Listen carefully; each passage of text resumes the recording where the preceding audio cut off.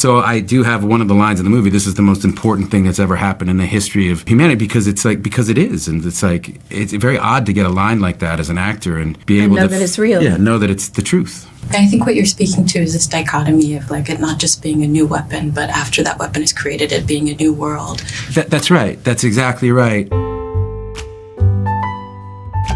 She was obviously kind of a monumental presence in his life, and a very important one, his confidant, a sounding board, a fiery one at that. I'm sure they had a pretty tempestuous marriage. I saw the scenes and my purpose in the scenes. They were very revealing of the humanity of this man, the private side of him, and the trauma that he goes through, a very intimate side of Robert Oppenheimer, rather than thinking too much about the politics of what he was doing. You know, the book that it's based on is called American Prometheus. It's a great book, and he was like, but we're not calling it that. We're calling it Oppenheimer, because for it to work, we need to go through the subjective lens of this person who had these impossible choices to make. You know, he even wrote it in the first person, which I'd never seen in a screenplay. Like, it didn't say Oppenheimer goes to the other side of the room. It says, I walk to the other side of the room. And it was in the first person, present tense. Like, it was very gripping and unnerving. As you pointed out, he's so complicated and kind of contradictory and almost unknowable.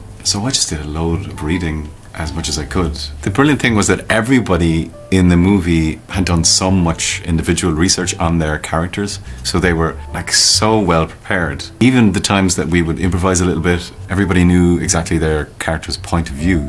So he kind of just let us off in those big scenes. We were allowed a bit of freedom, it was quite kind of looser. We grew up in the Cold War, and this was part of our childhood, and it didn't go anywhere. We all still live with this reality that this kind of sword of Damocles is over our heads at all times. And I've heard Chris say, like, I think Oppenheimer is the most important person to ever live. Like, that's true. Like, so for me to play Groves was more like thinking about there was a world when there weren't nuclear weapons, right? When there weren't, and what was that like?